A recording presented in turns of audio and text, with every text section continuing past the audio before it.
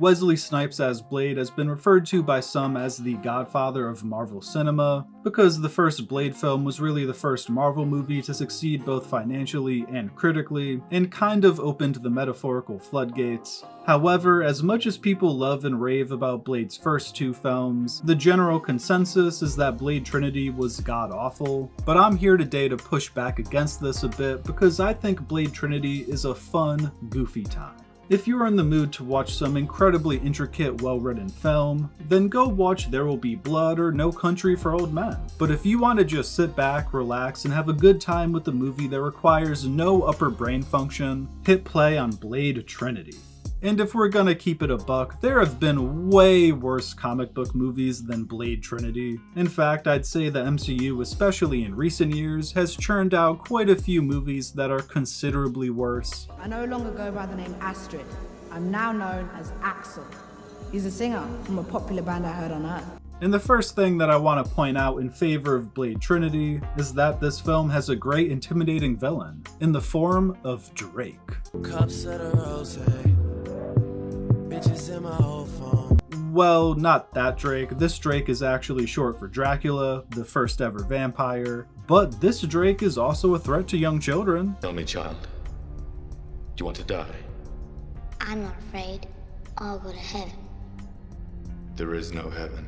And Dracula is worth his weight in gold in this film because he gives us perhaps the funniest interaction in cinematic history. You see, at the start of the third act, Blade confronts Dracula for a badass 1v1 in typical Blade fashion, and I simply could not do this dialogue justice by describing it or attempting to impersonate it, so I'll just play it for you. Blade, ready to die. I was born ready, motherfucker. Motherfucker. I like that. Now look, I'm the type of person who hates when people use the word perfect to describe something. In general, I'm a bit of a hard ass and I think perfection is unattainable. But what do you want me to say? What you just witnessed was perfect. It's funny as hell, but yet in a strange way is still kind of badass. That scene is simply quintessential Blade. And it was actually a foundational meme for my friend group when I was growing up. We'd just be walking around the hallways of our high school and we'd casually chuck out a Blade, ready to die, and then I was born ready motherfucker in response. And while this scene is admittedly a wee bit goofy, I think it gets to the heart of why this film still kind of works, and that's the fact that Blade is still Blade.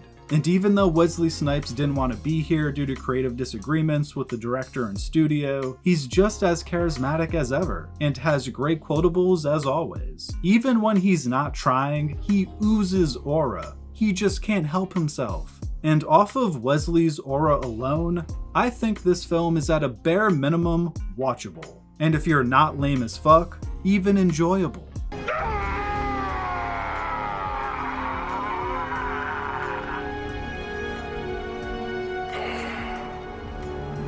Another thing to note is that this film has a young Ryan Reynolds, in many ways doing a Deadpool audition tape. Evening, ladies. And just in case you couldn't tell, his character's name is Hannibal King, which is a fucking great name I might add, but Mr. King is essentially Deadpool Jr. You like that, huh? Go fuck your sister. He doesn't have the red suit on, but in personality, he is super quippy and has some pretty funny lines throughout, many of which I'm sure may have been improvised. Where is this tracking node of yours? It's in my left ass cheek. And while he may not have gotten the chance to play Deadpool properly for another 12 years, I do think that Blade Trinity serves as a gateway drug of sorts for what would eventually become the Deadpool trilogy. And if we're being honest, Blade Trinity was actually Ryan Reynolds' best superhero film before the first solo Deadpool outing. Both the Green Lantern and X-Men Origins were proper shit, so if you want some more Deadpool-esque superhero content, Blade Trinity is the answers to all your problems, baby. It's being pumped through the building's air conditioning system, you cock-juggling thunder cunt! Now, people have gone crazy in the past over poor CGI in superhero films. We had the great Henry Cavill mustache debacle. We've had the infamous Black Widow scene. No!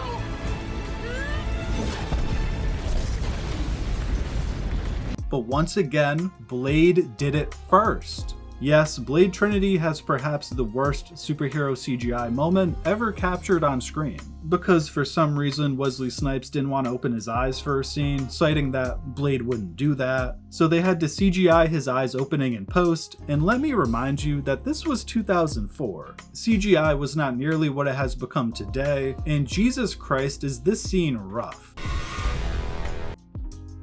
You might be thinking to yourself, but Screen Stories, I thought you were defending this movie. Why bring up an undeniable weak point? And well, average YouTube viewer, I'll retort with this. Is it a weak point of the film if it makes you laugh and puts a smile on your face? Let's be real, are you telling me you watched this clip and didn't at least crack a smile? Putting the sarcasm to the side for a bit, we actually do have some pretty good action in this film, especially for an early 2000s movie, and the score is pretty good as well. Like, there's generally some moments in this film where I get hyped, and there's just something about Blade walking in self-imposed slow motion that is so fucking cool.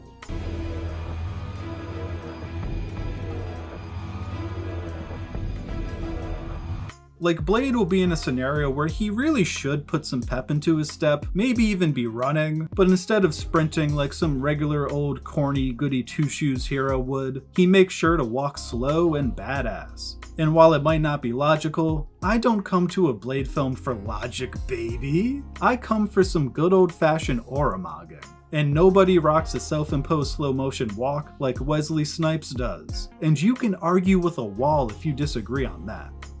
Now, to actually address the biggest issue most people had with this film, and the reason Wesley Snipes himself was pissed off going into the filming, and that's the inclusion of the Night Stalkers into the Blade universe. And listen, I understand why Wesley might have felt some type of way about not having the full spotlight, especially given that the film is named after his character, but personally I've never seen the Night Stalkers as a negative for the movie. I mean, you're really gonna sit here and tell me that Jessica Biel in a crop top and Ryan Reynolds essentially playing Deadpool hurt this film? In no world should either of those additions be seen as a negative. I think both characters aid the enjoyment factor of Blade Trinity, and we still get badass Blade moments, so I don't think they actually infringe upon what we all want out of a Blade movie in any way.